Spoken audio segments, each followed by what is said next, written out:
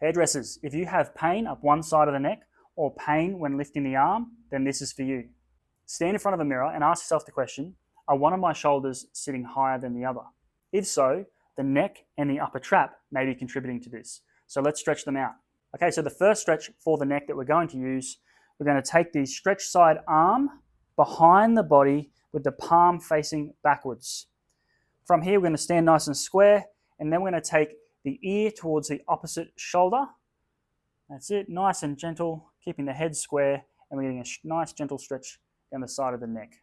So this is the first variation. We're making sure that the shoulder is sitting down and nice and relaxed. We're not lifting that up like that. So nice and relaxed through here. The second variation goes like this. We're going to come out nice and slowly, and then we're going to look towards our stretch side. So the arm that's behind you, that's your stretch side. We're looking towards that, and then we're taking the ear down towards the chest. So this is going to stretch the upper trap muscle in through here. So nice and gently taking that ear down towards the chest.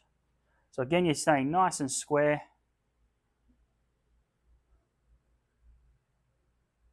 Okay, so the next variation, we're coming out slowly, and from here it's nice and easy. We're going to look 45 degrees the opposite way and take the chin to the chest.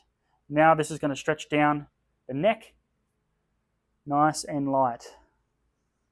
You're going to perform these neck stretch variations 5 to 6 by 10-second repeats on the tight side and 3 to 4 by 10-second repeats on the looser side. Always stretch your tighter side more than your looser side. Now we've lengthened the neck and the upper traps, we're going to soften the tissue a little more with a couple of strategies. Even if you don't have access to a massage therapist, you can still do some quality work on your own using a ball like this, which is a silicone or a hard rubber ball. You're going to use a vertical support or a corner of a wall of some kind, and you're going to use that ball, just as Renee's going to show you here. She's going to place it on her upper trap, that's it. And then she's leaning her body weight into the ball and the support. So again, you want a sturdy support, and you want probably a corner of a wall so you can get your head past the corner and be able to get into the tissue in the upper trap. You can use the other hand to hold the ball still if you need to. This is a nice simple way you can use a ball to do something around the house. You don't have to have access to a gym for this one. So when you find a sore spot, I want you to stay on that sore spot until it fades. Make sure you feel the tissue soften off before you move on to the next sore spot. This particular method is dropping the muscle tension in the tissue and should go a long way to getting that shoulder to sit down at the right level.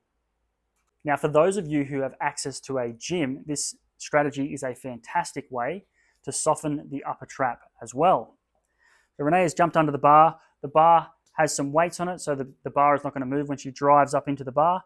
And this is sitting on the upper trap muscle. She's just applying enough pressure to find those sore areas and let them soften. Same principle, you find the sore spot, you stay there until it fades.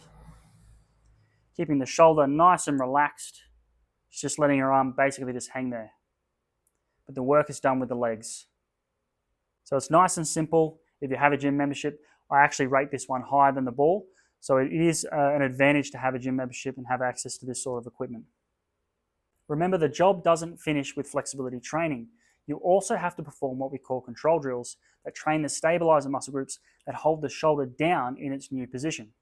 Perform this neck and upper trap stretching and rolling session every 2 to 3 days to allow for recovery between sessions. We cover more of this in plenty of detail in our 12-week program for hairdressers. But if you'd like to join our free community called the Reset Room, we're going to talk about plenty more strategies to overcome the aches and pains associated with being a hairdresser.